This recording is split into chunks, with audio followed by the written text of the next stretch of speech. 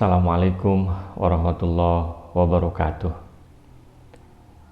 Pada bab ketiga surat An-Najm ini ayat 27 sampai dengan 32. Kita akan melanjutkan bahwa pada episode sebelumnya Allah Subhanahu wa taala sudah menyampaikan bahwa yang menjadi salah satu penghambat kemajuan itu adalah ketika seseorang terbelenggu oleh kebiasaan yang buruk, terbelenggu oleh tradisi, oleh adat yang belum tentu itu adalah kebenaran.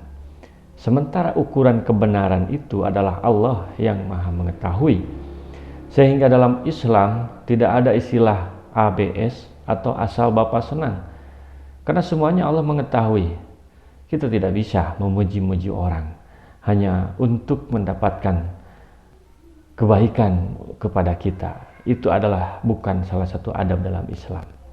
Bagaimana Islam mengajarkan nama dan citra yang baik itu?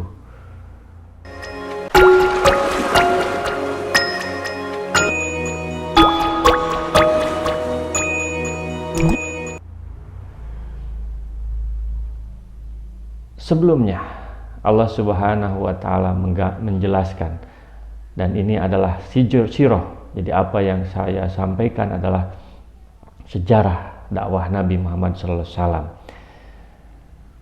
Di sini digambarkan, innal ladzina la yu'minuna bil akhirati la yusammunal malaikata tasmiyatal unsa. Bahwa salah satu karakter, salah satu kebiasaan, salah satu ciri-ciri mereka adalah menamakan malaikat sebagai anak perempuan Allah. Dan ini adalah sebuah tanda bahwa mereka sebenarnya tidak beriman kepada hari akhir. Kalau kita lihat rukun iman, maka rukun iman salah satunya adalah iman kepada hari akhir. Maka mereka adalah orang yang tidak beriman sebenarnya. Dan salah satu cirinya orang yang tidak beriman kepada hari akhirat adalah dia menyebut malaikat sebagai anak perempuan Allah yang mereka berharap untuk mendapat syafaat darinya. Padahal kata Allah tidak akan bisa diberikan syafaat kecuali yang Allah izinkan. Dan adat atau karakter atau kebiasaan itu adalah menjadi buruk ketika itu dilakukan tanpa dasar. Ketika mereka ditanya kenapa mereka melakukan seperti itu, ini kebiasaan yang lalu saja, ini tradisi nenek moyang kami aja. Mereka tidak tahu dasarnya. Maka Allah menjelaskan, "Fama lahum bihi min ilmin yattabi'una ila dhanna wa inna dhanna la yughni minal haqqi syai'a." Mereka melakukan semua itu, melakukan kebiasaan itu hanya mengikuti don. Don itu artinya ilmu di bawah yakin, di bawah idrok jazim, bahwa dia di bawah fakta. Dia di atas 90, di bawah 100%. Zon itu. Jadi dia mendekati kepada salah. Dan atau dalam istilah ilmiah disebut hipotesa, baru praduga, belum ilmiah, belum ada sumber yang menyebutkan kebenarannya. Mereka melakukan itu tidak ada dasarnya. Mereka hanya mengikuti prasangka aja. Ketika mereka ditanya, "Kenapa melakukan itu?" "Karena orang tua kami melakukannya." "Lalu kenapa melakukan itu?" Mereka tidak tahu, tidak bisa menjawab why, kenapa. Mereka hanya mengikuti prasangka, don, di mana don itu adalah sesuatu yang tidak mencapai 100% kebenarannya. Dia di bawah idrok jazim, di atas 90%, sehingga sangat mungkin salahnya. Bahkan Nabi Muhammad SAW menyampaikan dalam tafsir Ibnu Katsir, "Iyakum wadhanna fa inna dhanna takdibul hadis." Hindarilah prasangka, terutama prasangka buruk, karena prasangka itu adalah sejelek-jeleknya bahasa. Lalu bagaimana sikap kita, atau kenapa bisa berikut sikap kita terhadap mereka itu? Fa'arid aman tawala andikrina walam yurid ilal hayata dunya. Maka sikap kita terhadap orang-orang seperti itu, orang-orang yang tidak mau diberi peringatan, tidak mau diajak untuk berubah, berada di jalan yang benar, berpalinglah. Fa'rid aman tawalla an dzikrina, terhadap orang yang menyimpang dari peringatan kami, tidak mau menerima terhadap peringatan kami, kata Allah. Walam yurid ilal hayata dunya, dan mereka tidak menginginkan kecuali hanya kehidupan dunia. Apa yang mereka lakukan itu hanya untuk mendapatkan dunia, mendapatkan uang, penghargaan, kekuasaan, dan sebagainya. Dalika mablaghuhum minal ilmi. Kenapa mereka harus dihindari? Berpaling aja dengan baik, fokus aja pada pengembangan kita, pengembangan diri kita. Karena mereka itu baru sampai di situ pengetahuannya. Inna rabbaka huwa a'lamu biman dhalla an sabilihi wa huwa a'lamu biman ihtada. Sementara Allah yang mengetahui siapa yang sesat dari jalannya dan siapa orang yang mendapat petunjuk. Mereka berpikir bahwa dunia itu adalah segalanya. Padahal kata Rasul bahwa dunia ini adalah rumah bagi yang tidak rumah, tidak punya rumah. Dan dunia ini dan harta ini adalah harta bagi yang tidak memiliki harta. Dan tidak ada yang mengumpulkan harta di dunia kecuali orang yang tidak punya akal, kata Rasul. Lalu bagaimana yang sebenarnya petunjuk dari Allah itu?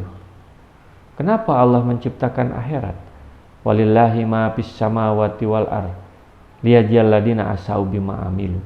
Allah menciptakan langit dan bumi, juga menciptakan akhirat adalah untuk membalas orang yang berbuat jahat atas perbuatannya. Maka orang yang punya hutang belum dibayar nanti bakal dilunasi. Kalau tidak ada akhirat, bagaimana orang-orang yang jahat yang belum dihukum ketika di dunia? Adilkah begitu? Wa yajziyal ladzina ahsanu bil husna, dan tujuan menciptakan akhirat itu adalah supaya orang-orang yang berbuat baik itu mendapat balasan yang sempurna. Siapa orang yang berbuat baik itu? Alladzina yazdanibuna kabairal ismi wal fawahisa ilal lamam, yaitu orang-orang yang menghindar, menjauh dari dosa besar dan juga dari fahisyah atau dari zina. Apa dosa besar itu?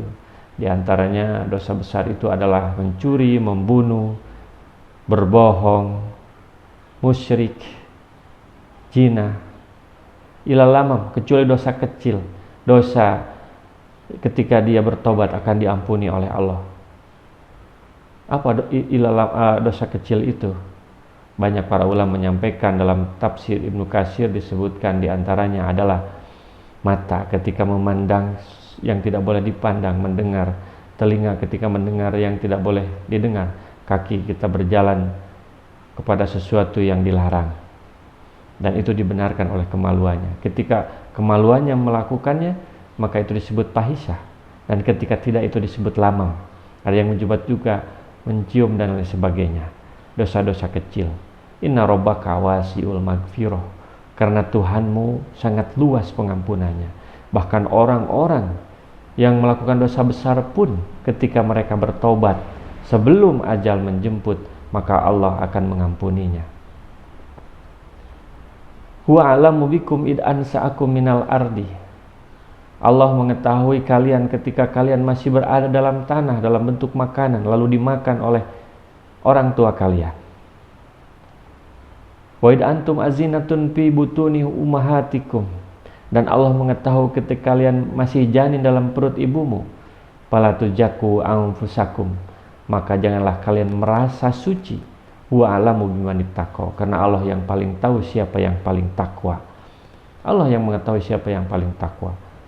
Maka janganlah merasa diri paling benar, merasa diri paling suci, karena Allah yang paling tahu. Sehingga ketika ada salah seorang sahabat ingin menamakan anaknya dengan nama Barah, artinya orang yang paling baik, kata Rasul, jangan pakai nama itu, karena hanya Allah yang tahu yang terbaik. Sebutlah, pakailah nama Zainab, katanya. Dan Rasulullah juga melarang orang untuk memuji orang lain dengan berlebihan. Karena kata Rasul, pujianmu terhadap sahabatmu itu adalah seperti kamu memotong lehernya, kecuali kamu mengatakan bahwa Allah yang lebih tahu sebenarnya kamu itu dan itu. Ketika ingin memberikan pujian, sampaikanlah bahwa Allah yang lebih tahu.